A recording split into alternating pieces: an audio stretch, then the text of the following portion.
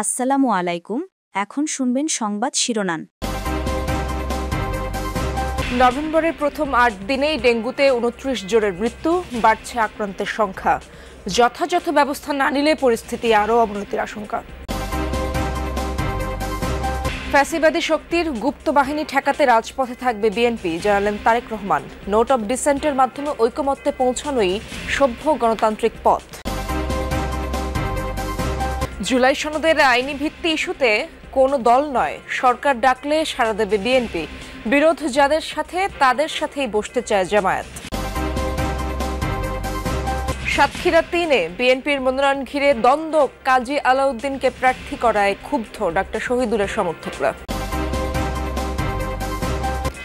রাজধানীর মোহাম্মদপুর বেড়িবাঁধ এলাকার একটি গ্যারেজে অগ্নিকাণ্ড, পুড়ে গেছে ৩টি গাড়ি।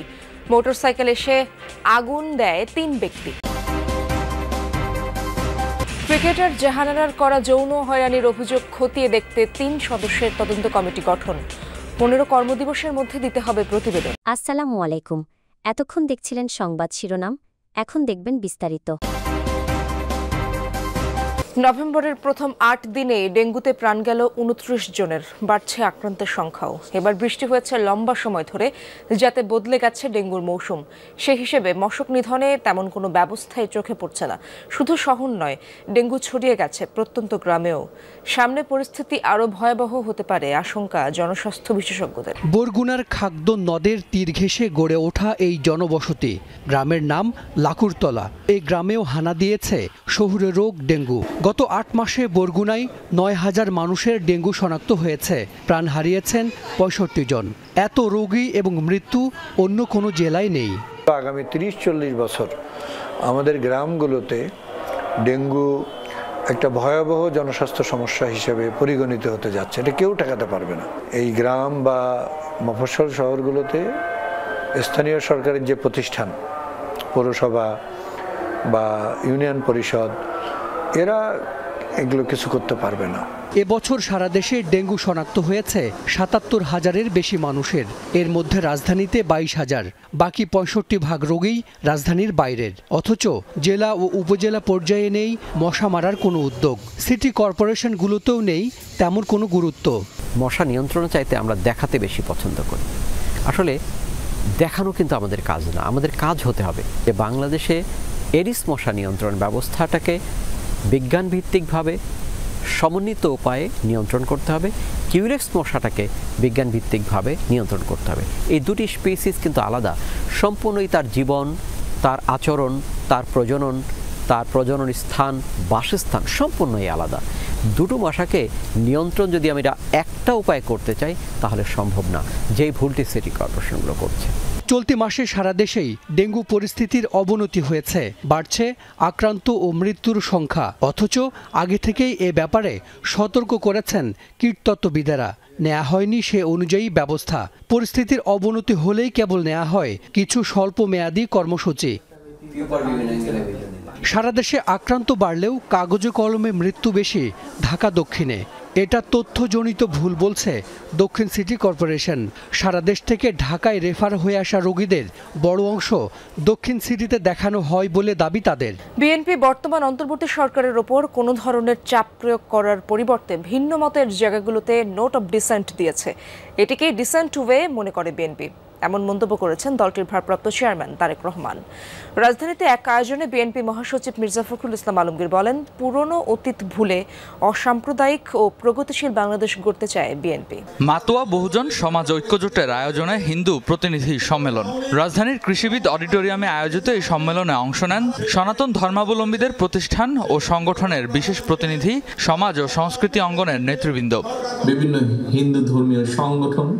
সম্মেলনের প্রধান অতিথি বিএনপির ভারপ্রাপ্ত চেয়ারম্যান তারেক রহমান বলেন, কেবল আইনের শাসনই সকল নাগরিকের নিরাপত্তা নিশ্চিত করতে পারে।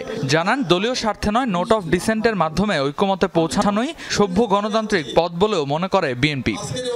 প্রতিটি নাগরিকের নিরাপত্তা দল, মত, ধর্ম, বর্ণ, রাজনৈতিক পরিচয় শেষে একমাত্র আইনের শাসন, ন্যায় বিচারী দেশের প্রত্যেকটা নাগরিকের নিরাপত্তা নিশ্চিত করতে পারে। অবশ্যই কারো দলীয় স্বার্থ বাস্তবায়ন করা এই সরকারের কাজ নয়, এবং এ কারণেই বিএনপি এই সরকারের প্রতি কোন রকম চাপ প্রয়োগ করার পরিবর্তে বরং ভিন্ন মতের জায়গাগুলোতে নোট অফ ডিসেন্ট এটাকেই বিএনপি ডিসেন্ট ওয়ে বলে মনে করে।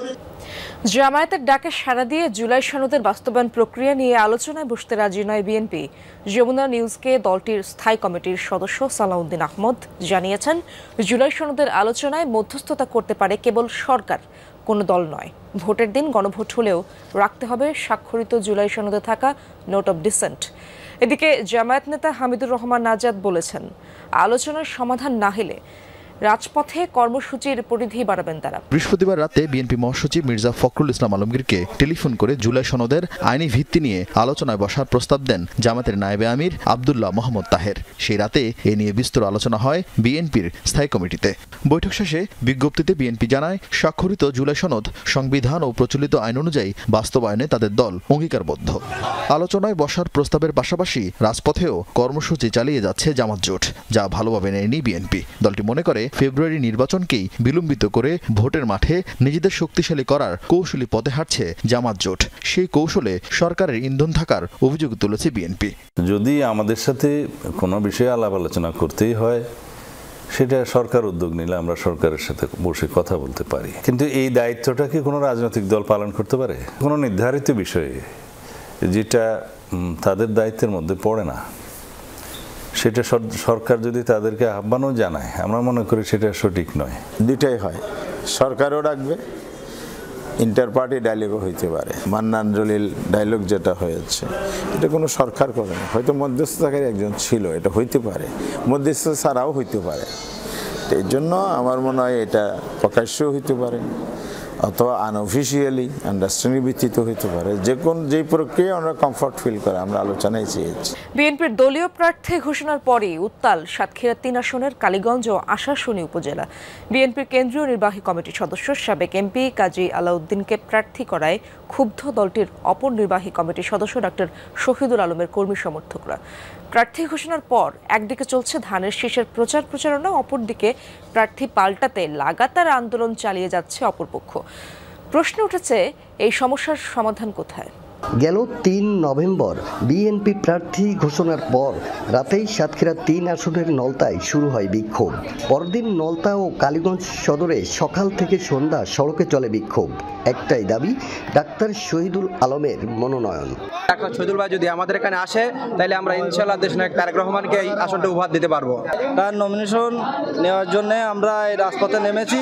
যতদিন পর্যন্ত না দেবে ততদিন আমরা এই রাজপথেই থাকবো। আমরা জনগণ তার প্রিয় হইয়া তার জন্য আজকে রাজপথে আইছি। রাজধানীর মোহাম্মদপুর বেড়ি বাঁধে ইউল্যাব ইউনিভার্সিটির পাশের একটি গ্যারেজে অগ্নিকাণ্ডের ঘটনা ঘটেছে।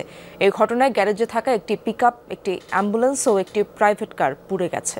শনিবার দিবাগত রাত 12টার পর এই ঘটনা ঘটে। খবর পেয়ে ফায়ার সার্ভিসের একটি ইউনিট ঘটনাস্থলে পৌঁছে আগুন নিয়ন্ত্রণে আনে। গ্যারেজ মালিক ও পুড়ে যাওয়া গাড়ির মালিকদের অভিযোগ, একটি মোটরসাইকেলে 3 ব্যক্তি এসে আগুন ধরিয়ে পালিয়ে যায়। পরে ওই গাড়িতে থাকা গ্যাস সিলিন্ডার বিস্ফোরিত হয়ে পাশে থাকা 2টি গাড়িতে আগুন ছড়িয়ে পড়ে। এই ঘটনায় 10 লাখ টাকার মতো ক্ষতি হয়েছে বলে দাবি গ্যারেজ মালিকের। তবে এই ঘটনায় কেউ হতাহত হয়নি।